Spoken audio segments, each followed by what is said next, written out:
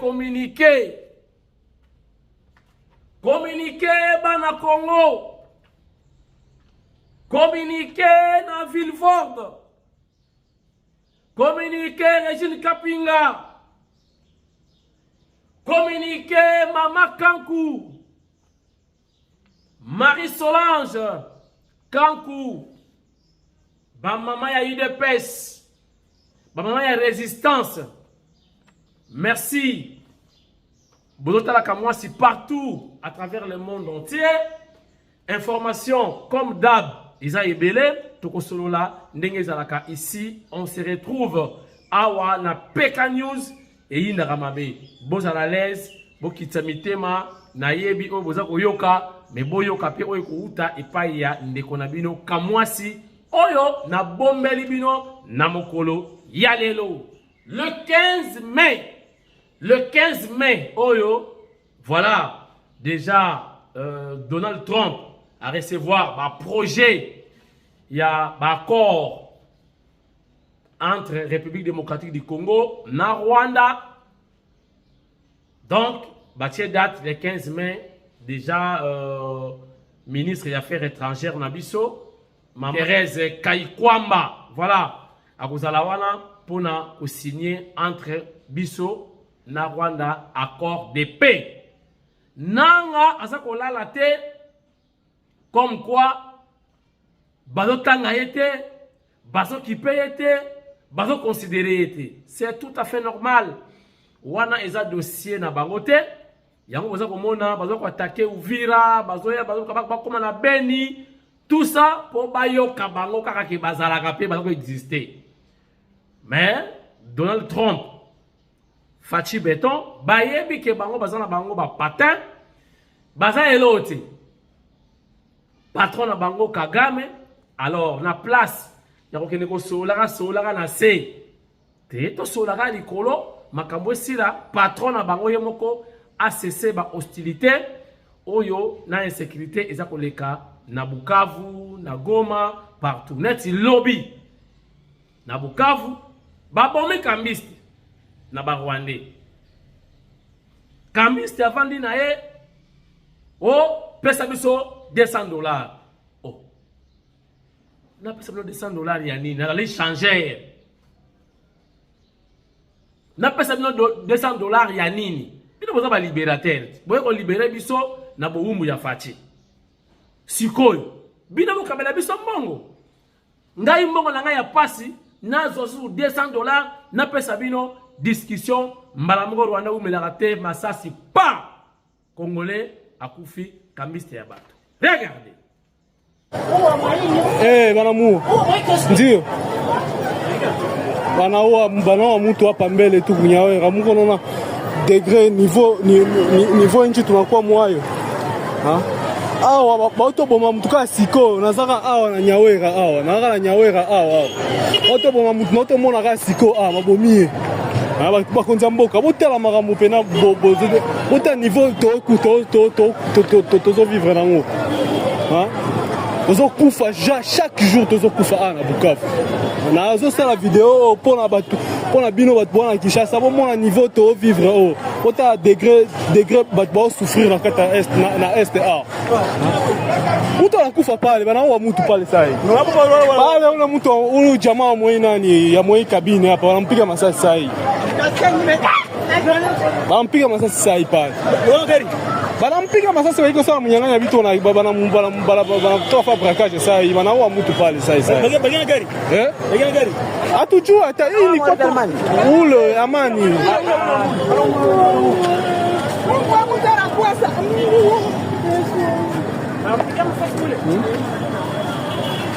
Vraiment botala na ville to na place to zapena bakonda mboka botala niveau to souffrir na kata mboka o to ba congolais le roi bino bo sala inter bo sala nyonso bo longola so kata passe oyo bo sala vraiment nyonso bo longola ça fait na kata passe o to za 19 € to za les na euro ba auto bo mara mutu mardi lelo ka mardi ka siko to za 19 à peine vraiment bakonza mboka bo intervenir pour na biso.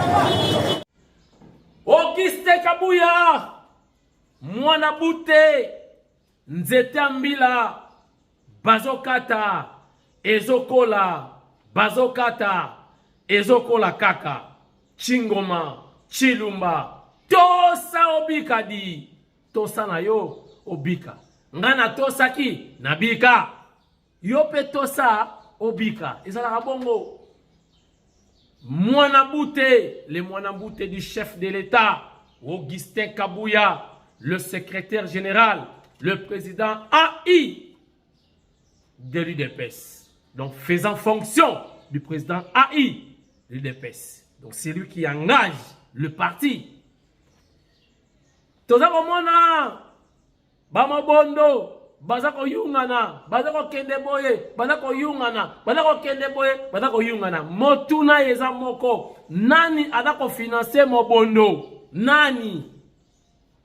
Mbongo ezako ute paya nani?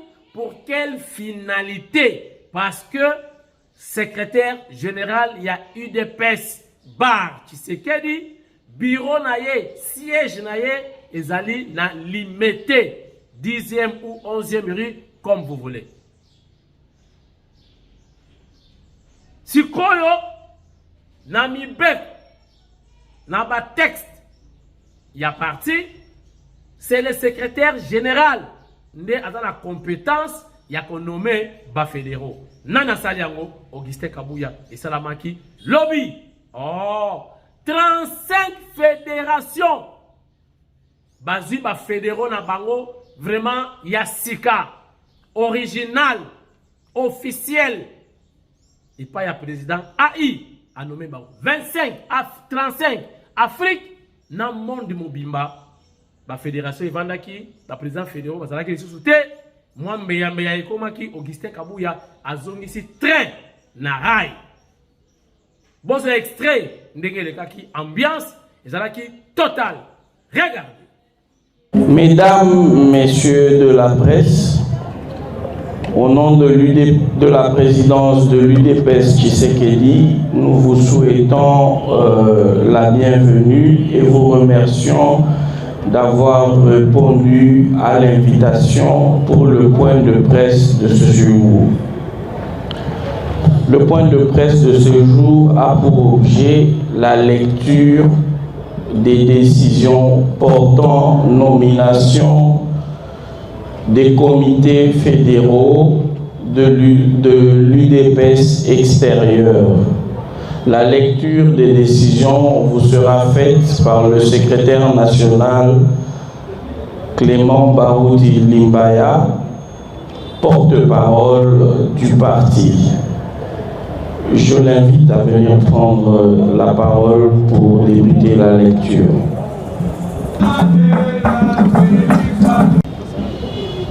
Présidence du parti, le président. Décision numéro 001, bar UDPS, bar PP, bar SG, bar AKT, bar 025, du 5 mai 2025, portant désignation des membres du comité fédéral de l'UDPS extérieur, Fédération d'Afrique du Sud. Le secrétaire général, faisant fonction de président ad intérim de l'Union pour la démocratie et le progrès social, UDPS Tshisekedi, en sigle, vu le statut du parti du 24 décembre 2010, tel que modifié et complété le 25 janvier 2013, spécialement en leurs articles 22, 23, 24, 27 et 28, vu le règlement intérieur du parti du 14 décembre 2010, tel que modifié et complété le 25 janvier 2013, spécialement en son article 21. Vu le règlement intérieur de la présidence du parti, en son article 27, vu les résolutions numéro 01 bar UDPS bar con extra bar 23 du congrès extraordinaire du parti du 26 août 2023, notarié le 31 août 2023, considérant l'exigence de relance et de redynamisation des activités du parti dans la Fédération d'Afrique du Sud, considérant les conclusions et recommandations des assises des États généraux de fédération tenues à Kinshasa en décembre 2024, la présidence du parti entendu sur proposition du secrétaire national aux relations extérieures, vu la nécessité et l'urgence, décide. L'article 1er est désigné représentant président du comité fédéral, M. Didier Dikamba. Article 2. Sont désignés vice-présidents du comité fédéral. Premier vice-président fédéral, M. Papi Pagna. Deuxième vice-président fédéral, M. Élisée Bielongo. Troisième vice-président fédéral, M. Moudiaya Boukassa Albert. Article 3. Sont désignés secrétaires fédéraux, chefs de département, les personnes dont les noms suivent au regard de leurs fonctions. 1. Organisation et implantation. Madame Mbiye Monique. 2. Communication, information et médias. Monsieur Poupon Mileli. 3. Mobilisation, encadrement et animation. Monsieur Adolphe Kinumbe Landou. 4. Finances. Monsieur Biangandou Fouamba. 5. Budget. Monsieur Raphaël Kitiaka. 6. Relations avec les forces politiques et sociales. Monsieur Kachiboui Ngoï Moïse. 7. Études, planification et projets. Monsieur Moukala Thomas Kamwezi. 8. Solidarité et action humanitaire. Madame Thérèse Kabea. Article 4. Sont désignés secrétaires fédéraux adjoints les personnes dont les noms suivent au regard de leurs fonctions. 1. Organisation et implantation. Monsieur Désiré Bompé. Monsieur Katumpa Brino. Monsieur Fouamba Tishimi Ruben. 2. Communication, information et médias.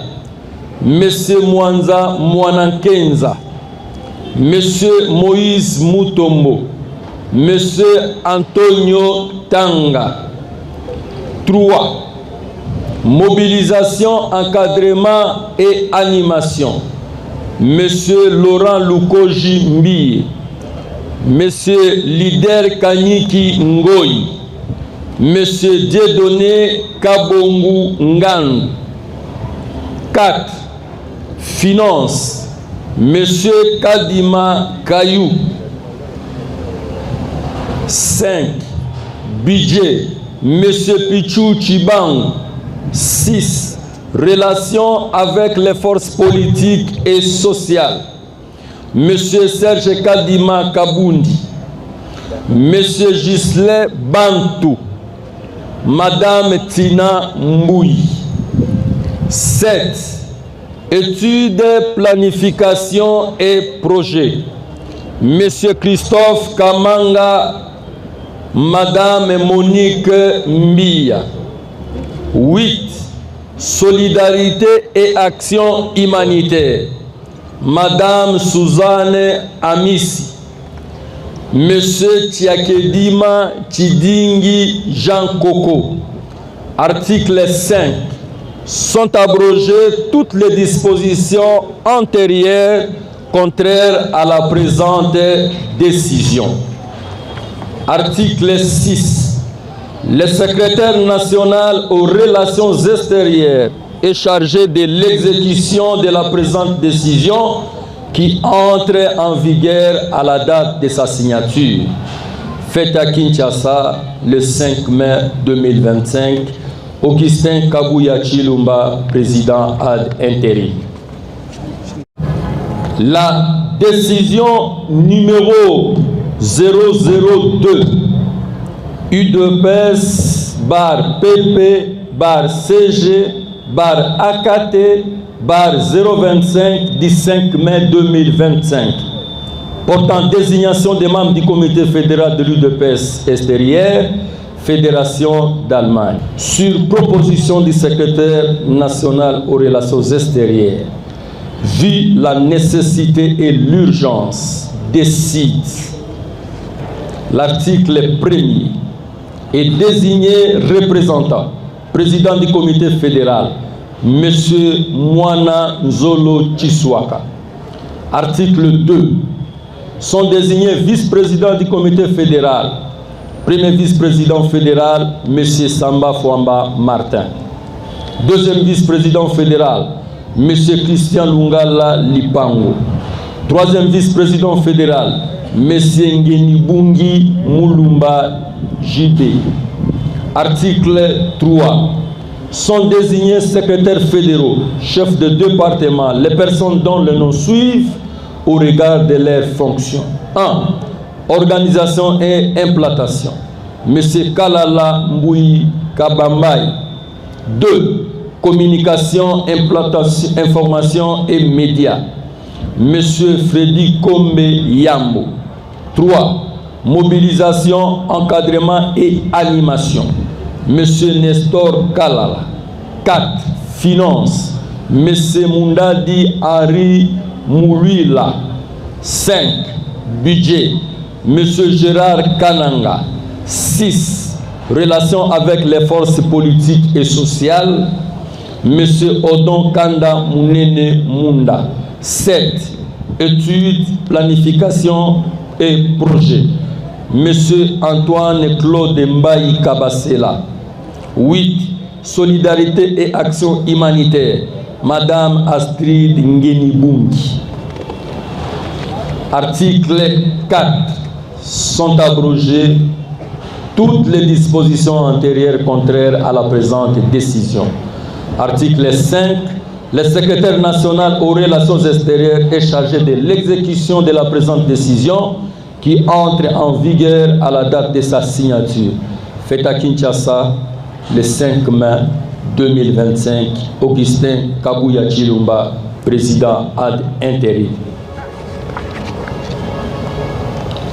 Décision numéro 003/UDPS /PP /CG /AKT /025 du 5 mai 2025, portant désignation des membres du comité fédéral de l'UDPS extérieur, Fédération d'Angola. Considérant l'exigence et relance et de la redynamisation des activités du parti dans la Fédération d'Angola, considérant les conclusions et recommandations des assises des États généraux des fédérations tenues à Kinshasa en décembre 2024, la présidence du parti entendue, sur proposition du secrétaire national aux relations extérieures, vu la nécessité et l'urgence, décide. Article 1er. Et désigner représentant, président du comité fédéral, M. Loali Lieguma Pierre. Article 2. Sont désignés vice-président du comité fédéral, premier vice-président fédéral, M. Chilumba Yamba. Deuxième vice-président fédéral, M. Vumpa Kiabaka Paul. Troisième vice-présidente fédérale, Madame Yoa Chiovo Alice. Quatrième vice-président fédéral, M. Boka Bossissé. Article 3. Sont désignés secrétaires fédéraux, chefs de département, les personnes dont le nom suivent au regard de leurs fonctions. 1. Organisation et implantation, M. Ndomba Chilem Jean. 2. Communication, information et médias, M. Landou Lusala Makobola. 3. Mobilisation, encadrement et animation, M. Sadi Kanga Brenda. 4. Finance, M. Mayulu Mwaka Jean-Jacques. 5. Budget, M. Ofondo Daniel. 6. Relations avec les forces politiques et sociales, M. Dambwe Badibanga Constantin. 7. études, planification et projet. Monsieur Diassivou Bamboula Emmanuel. 8. Solidarité et action humanitaire. Monsieur Veke Kiasala Edouard. Article 4. Sont désignés secrétaires fédéraux adjoints les personnes dont les noms suivent au regard de leurs fonctions. 1. Organisation et implantation. Monsieur Makonda Mbouta Noël Charlie. 2. Communication, information et médias. Monsieur Chiloulou Christian. 3. Mobilisation, encadrement et animation. Monsieur Kamalwala John. Monsieur Pichia Woto Gordien. 4. Finance. Monsieur Kassongo Richard. 5. Budget. Monsieur Massamba Blaise. Monsieur Nani Kunzaï Ladio Mbala Alain. 6. Relations avec les forces politiques et sociales. Monsieur Kiesenzola Ndonga. 7. Études, planification et projets. Monsieur Landou Diakanda. Monsieur Kassonga Ndumba David. 8. Solidarité et action humanitaire. Monsieur Dikefu Dinganga Amis. Monsieur Simba Toukaïs. Article 5. Sont abrogées toutes les dispositions antérieures contraires à la présente décision. Article 6. Le secrétaire national aux relations extérieures est chargé de l'exécution de la présente décision qui entre en vigueur à la date de sa signature. Fait à Kinshasa le 5 mai 2025. Augustin Kabouya Chilumba, président ad intérim. Voilà, donc je disais, dans le mois de juin, ce n'est plus juillet, donc mois de juin, son excellence Félix Antoine Tshisekedi Tshilombo a la face à face na Donald Trump na États-Unis d'Amérique pour un accord, donc accord bilatéraux où il a signé na États-Unis d'Amérique. Mokonzambo kalobaki te oyo baza koloba eza yango te ke azo brader hein azozwa ba minéraux nyonso ya Congo azo kabela ba américain pour na paix eza ndenge wana te oyo eza AFDL te ki bazwi ba minéraux nyonso mboka ba pesi ba rwandais oyo eza na époque belge te oyo ba belge bayaki bazwi ba minéraux nyonso bakena yango batunaka bango te eloko moko esalamaka te enquête te nini te bazwa combien de tonnes ya ba minéraux na mboka na biso makambo évolué déjà son excellence Félix Antoine Tshisekedi Tshilombo aza kozwa ba décision moko adéquate n'est-ce pas eza pour na intérêt ya ba américain bien sûr eza pe pour na intérêt na biso ba kongomani tokosepela par rapport ya ba accord wana oyo eza komemela biso premièrement la paix et puis oyo eza komemela biso pe développement. Voilà chers internautes bokonzamboka bakozelaye na mois de juin, ce n'est plus na mois de juillet pour na signer ba accord oyo eza bénéfique pour la République démocratique du Congo. Donc oyo boza koyoka wana kado kabamboka azo pesa ba minéraux, ça c'est l'opposition. Voilà chers internautes nalingi na ebisa ndeko na benga ye ndeko comment na ye Igo Miala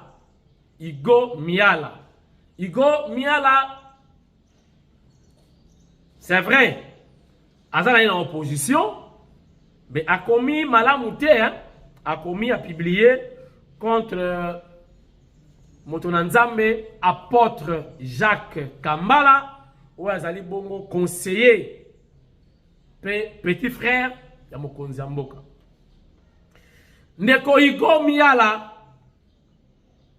tomoni publication na yo mais na oyebisa yo il faut faire très attention mutazo tinda yo azoyebisa yo te oza ko attaquer na boy ko ke na ona bitumana ya makasi médiatique biso to na chaîne na biso yo oza na Facebook na ko Facebook na kipangote na page mobimba na Facebook na kipati toto pota na kandeawa na bilili apôtre Jacques Kambala asalaka na présidence de la République aza parmi ba conseillers ya chef de l'État mais apôtre Jacques Kambala na présidence azali ndeko ya présidente kuna ezali institution asalaka musala comme conseiller. Moutalo tinda yo ayebisa yo très bien qui est Jacques Kambala. Soko lingo yeba Jacques Kambala malamu Chilombo tuna na yo kaka Gentini Ngobila. Na boyi koloba mingi. Luka Gentini Ngobila. Tunaye qui est apôtre Jacques Kambala. Ba tchapena bien apôtre Jacques Kambala. Ba bêtise on kotisa ye ala makamwana ti. Apôtre Jacques Kambala aza moto na nzambe ya solo. Wera lobaki ye to swana kabiso na biso mena basali na nzambe te. Wana mosali na nzambe ya solo. Oko lukaye po ya kosenga pardon, oko zwa eti. Na yebisi yo vérité. Soki olingi luka na okaka Gentini Ngobila. Na lotanga komona ye luka na yo Gentini Ngobila. Tuna Gentini Ngobila, est-ce que yebi apôtre Jacques Kambala? Il vous dira quelque chose. Je crois que vous amayele oko retirer yo moko makamokomi. Oko supprimer yo moko pe osenga pardon. Ako yebisa yo nani wana apôtre Jacques Kambala. Wana moto na nzambe. Azali un de Dieu ya solo.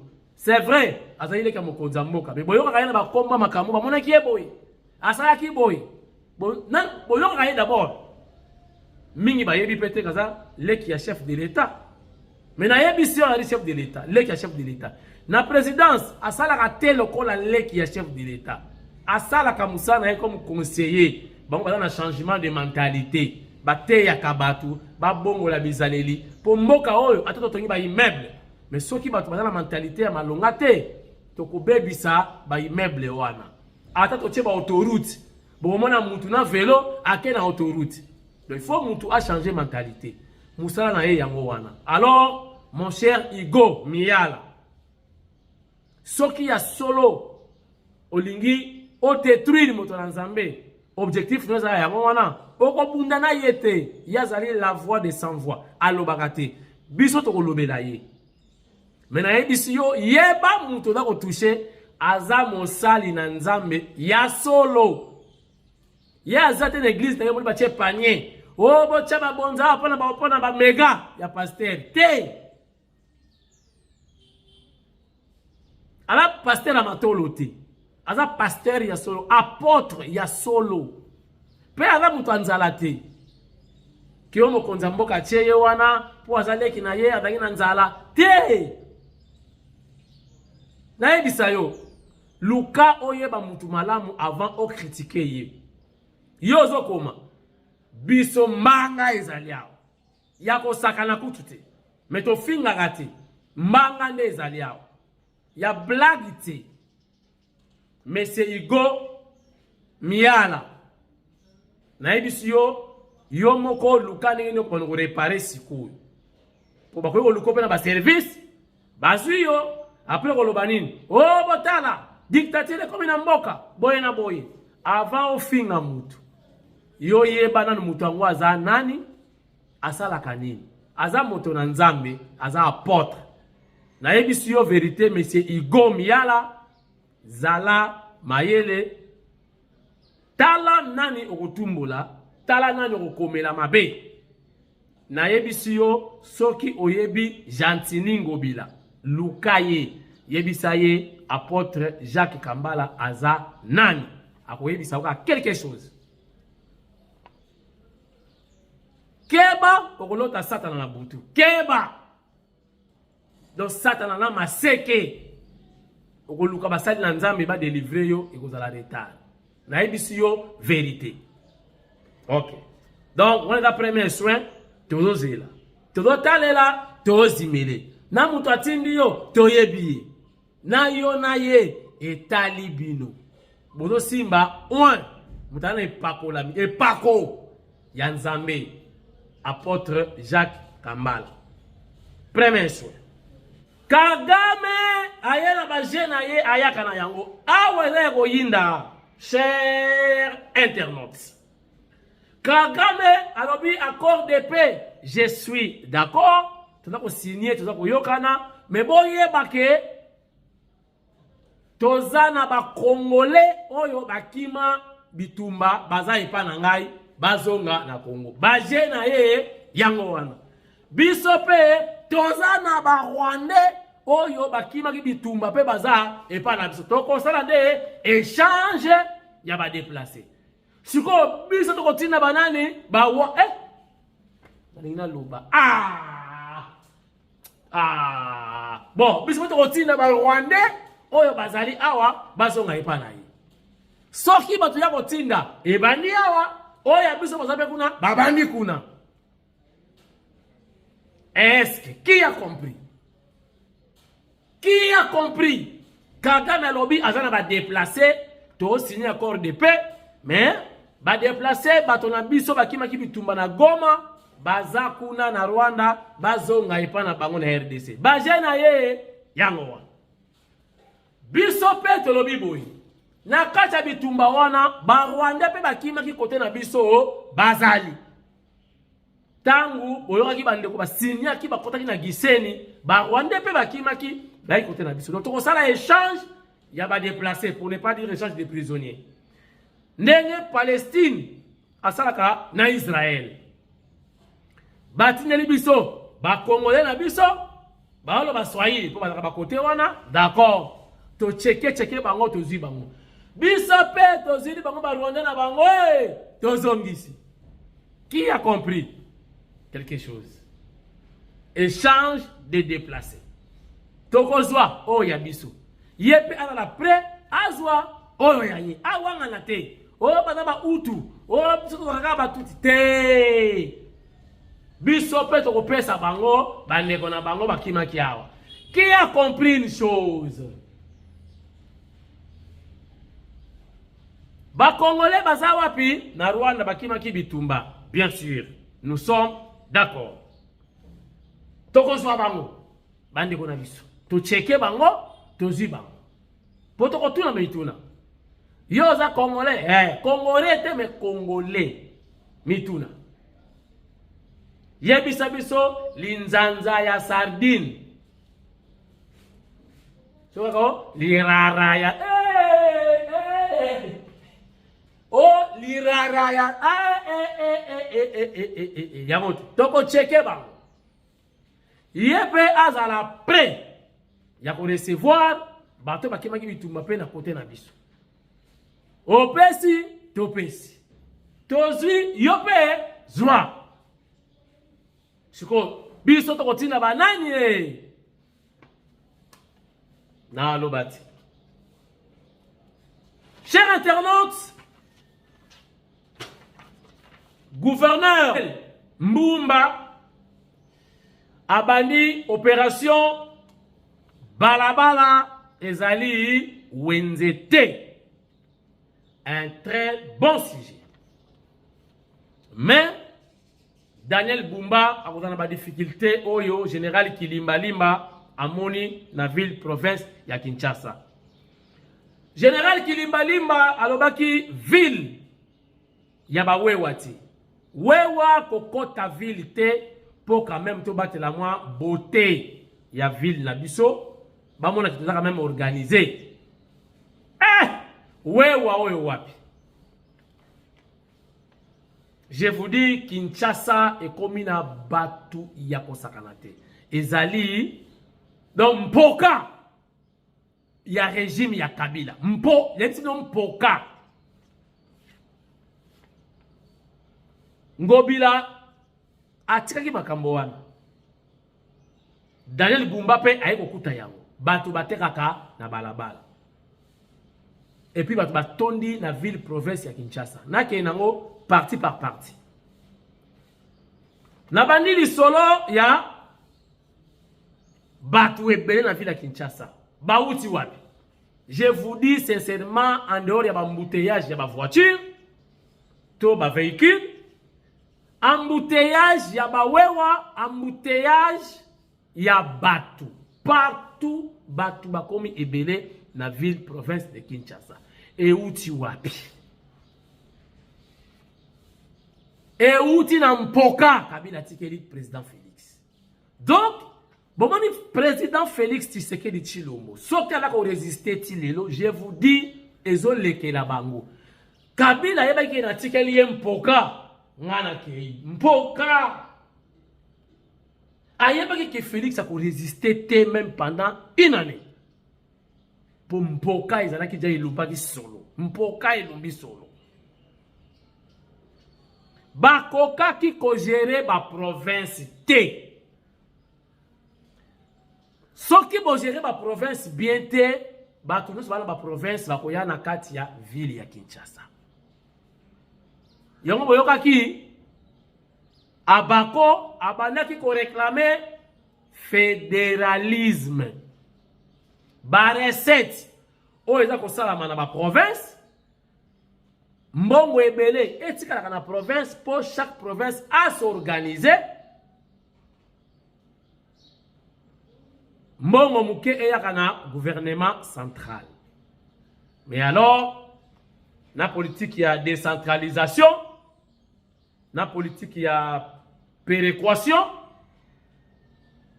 Mbongo nyonso eyaka na Kinshasa, Kinshasa Kabola apesa na ba province pe oyo, ezala ba moyen te, moi mbongo pona créer équilibre na ba province. Alors, tellement politique wana esimbité ba gérer yango bien te. Et voilà. Dans ma province, que ça ne va pas. Et puis, ma province est comme il est belé. Que la province, ma piscine est athée. Province, piscine est athée. Province, supermarché est athée. Province, chambre froide est athée. Attends, au Miniama, on a obligé. On y a un mukolo. Si quoi, on a un goulou lelo, on y a un goulou. On a un boloko lobi, bolé boloko. On a un simili qui le bolé sim. Beaucoup bella.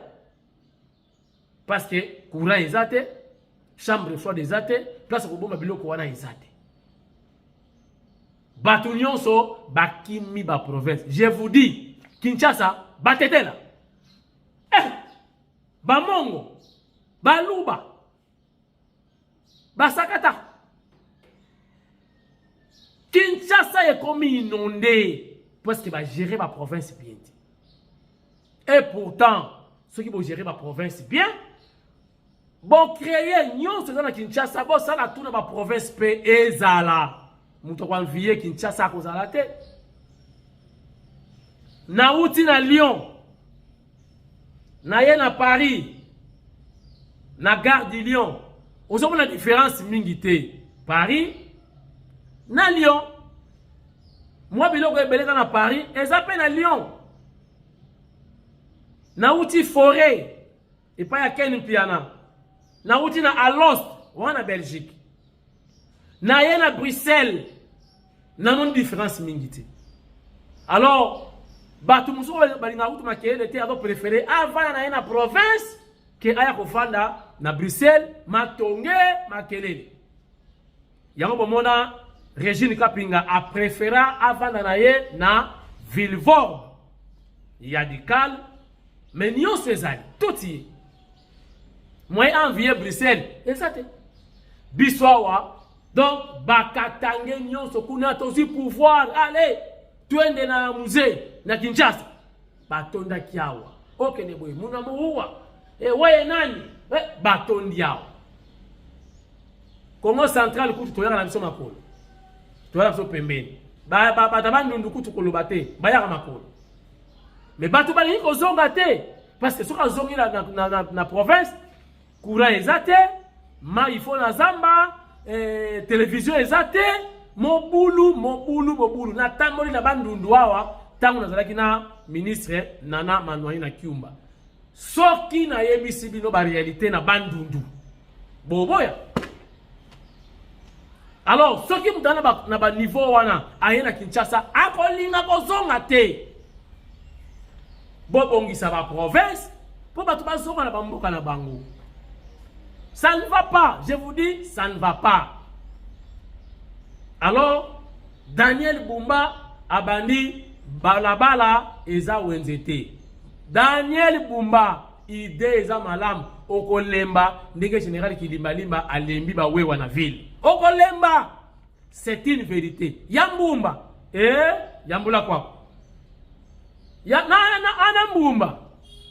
ya Daniel Nambumba mbali mame oluki bitumba na ba mama na moni bo bani ko buka boza ko bena ba mama na ba la kali kambu moko mi bali na biso basala kate bana to futa ka université ka mama to kufi papa fachi tala gouverneur o tsheni biso to awa bana batanga ka mi bali na biso basala kate ba mi bali bataba chômer kobela nyonso kaka na mesa oyo ba mama ngo bateka na chaussée donc on te benga prince chaussée sukiawa chaussée ya chemesa donc soki chauffeur asali erreur kaka akufi mais azawana siko bazocha ordre ekoleka te bakoboya mbumba okoza problème na ba mama wana balingaka pe wenze te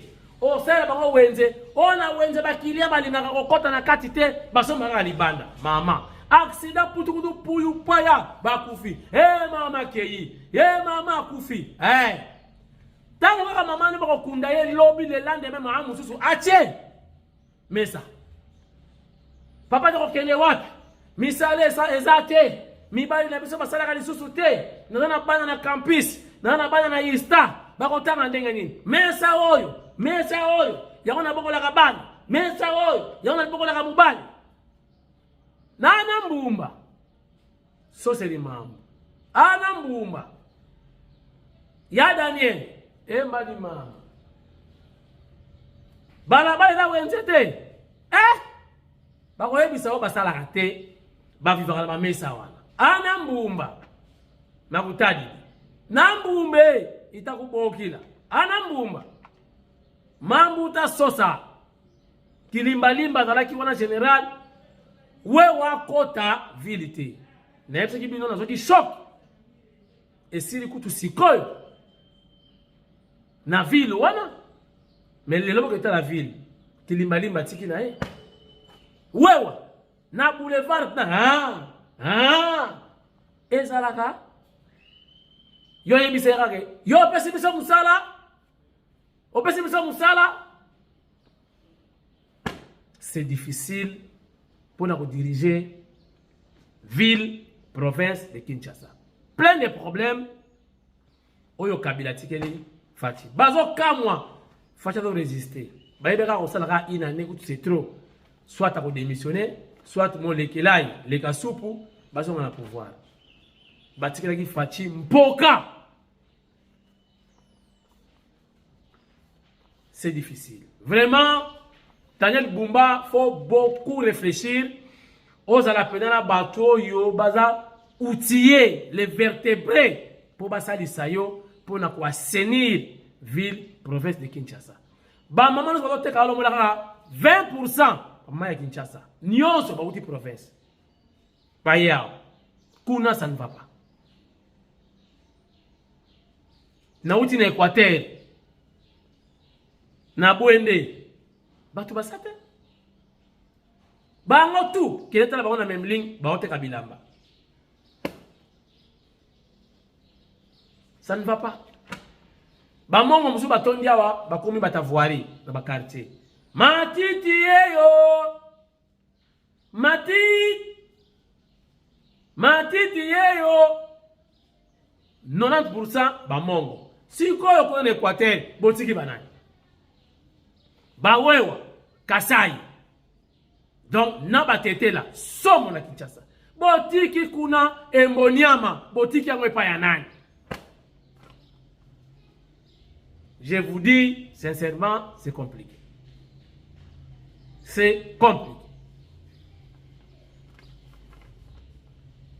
Balabala, Eza Wenzete, c'est bien bon. Il a commencé, Tokota la cap. Tu me regardes, policier moko maire moko muteme suki asimi policier na nzoto kangi munduki pa mama na kufi opération na pe alenye batiki ezo balabala pe takaka wenze je vous dis tozali awa botala kaka awa eza compliqué pour na ko gérer ville province de Kinshasa c'est compliqué.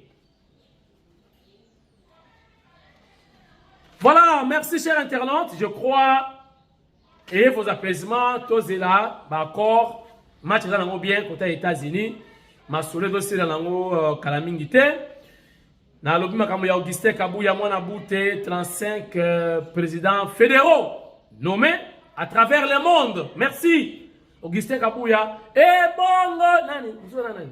Deyo Brondo. Alors Deyo Brondo a renommé ba fédéraux mukolo nini qui est légal entre Deyo Brondo na Augustin Kabuya mwana boute nzeta mbila bazo kata ezo kola bo kati de lolo bien akoli lisusu.